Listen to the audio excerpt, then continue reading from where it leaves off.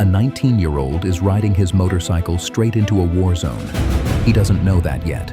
In his satchel, a sealed telegram, typed in Washington, addressed to Pearl Harbor.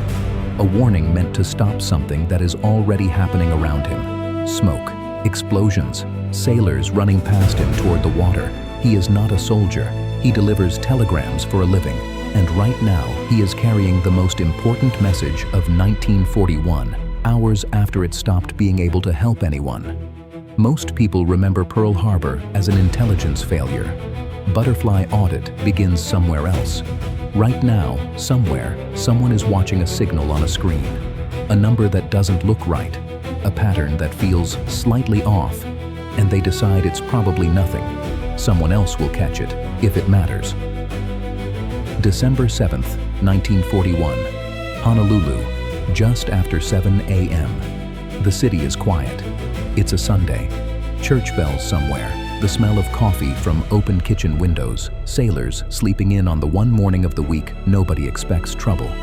At a Western Union relay station downtown, a telegram comes in from Washington. It carries General George Marshall's final warning. Japan's negotiators have been instructed to break off talks at a precise hour, and Marshall wants every Pacific command to know it immediately. The Army's usual radio link to Hawaii is down that morning. Nothing sinister, just atmospheric interference, the kind that happens on any given day, on any given wire. So the message goes out through RCA's ordinary commercial channel instead, the same line used for birthday telegrams and business cables. It is marked priority, not urgent. Just another telegram in a stack of telegrams, waiting its turn behind a dozen others. Tadao Fuchikami is 19 years old. He has worked this route for a while now, knows the shortcuts, the streets that are quiet on a Sunday, the fastest way from the harbor district back up toward the base. He picks up the Marshall telegram, along with the rest of his morning deliveries. Nothing about the paper in his hand looks different from anything else in his satchel. Nobody has told him it might be the most important piece of paper in the Pacific that day. He straps his bag shut. He starts his motorcycle. He has no idea what is about to happen 15 minutes from now, 6 miles away, above a harbor full of battleships. At almost the exact same moment, on a hillside above Opana Point, 2 radar operators are finishing their shift. Private George Elliott and Private Joseph Lockard are supposed to shut the equipment down at 7 o'clock.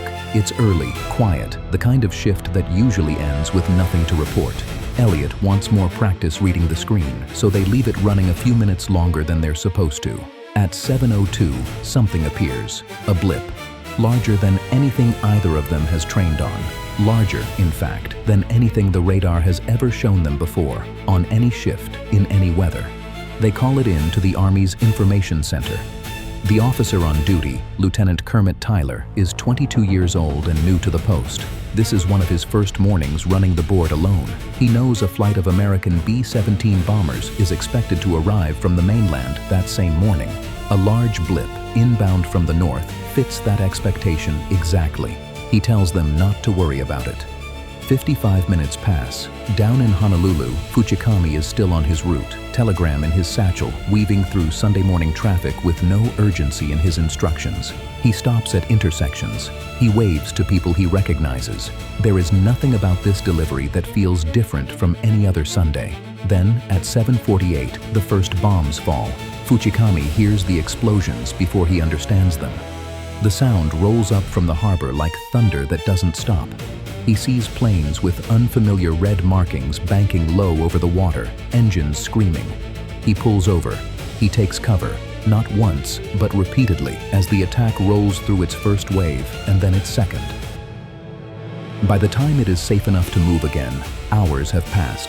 The USS Arizona has already gone down. The USS Oklahoma has already rolled onto her side in the harbor mud. He finishes his delivery anyway, because that is his job, and because the telegram in his satchel doesn't know the war has already started.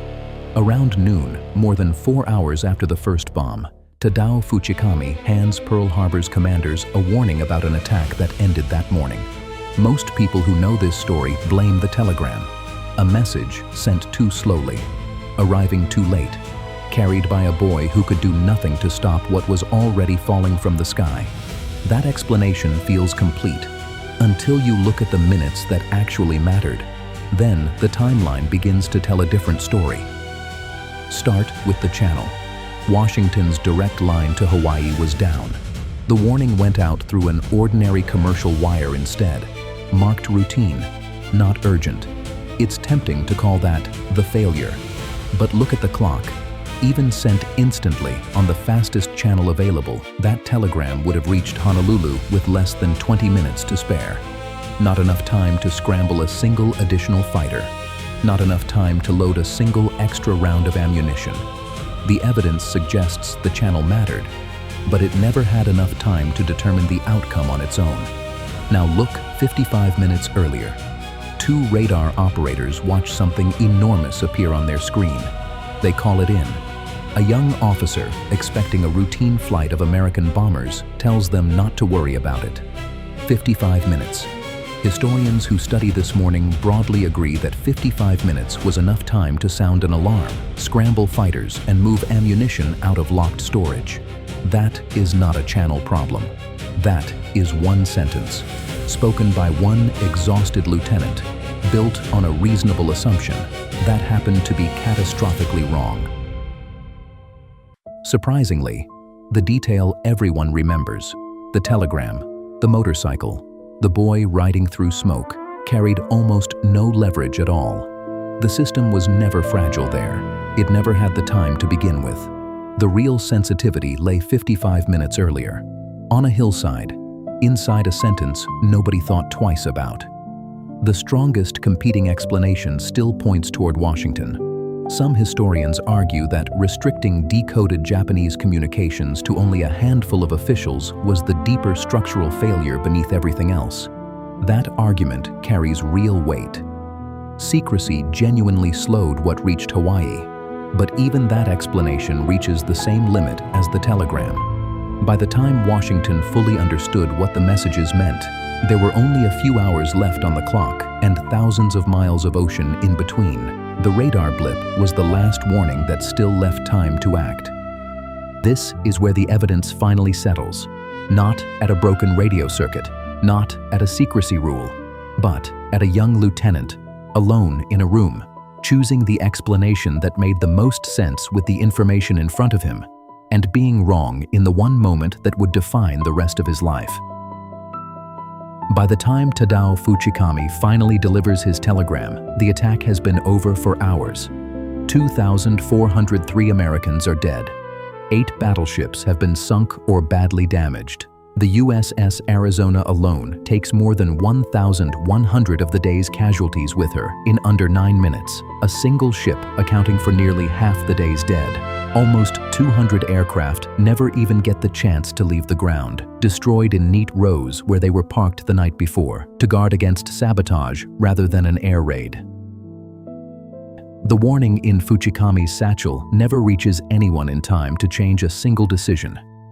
It arrives into a harbor that is already burning, delivered to commanders who no longer need to be told what is happening around them. It becomes something else instead, a historical footnote about exactly how close in time really was. 55 minutes spent on an assumption, 20 minutes spent on a telegram wire. The margin between warning and catastrophe, in the end, was smaller than a single motorcycle commute across Honolulu. Being right means nothing if it arrives after the moment it was needed. This was today's Butterfly Audit. History isn't just a story, it's a system. Our mission is to uncover the strongest explanation the evidence can support. Somewhere, right now, someone is watching a signal, deciding it's probably nothing, assuming someone else, further down the line, will catch it if it matters. They may never find out whether they were right. And in the next episode, the world agreed on something without a single vote, and you've used it today without ever learning its name.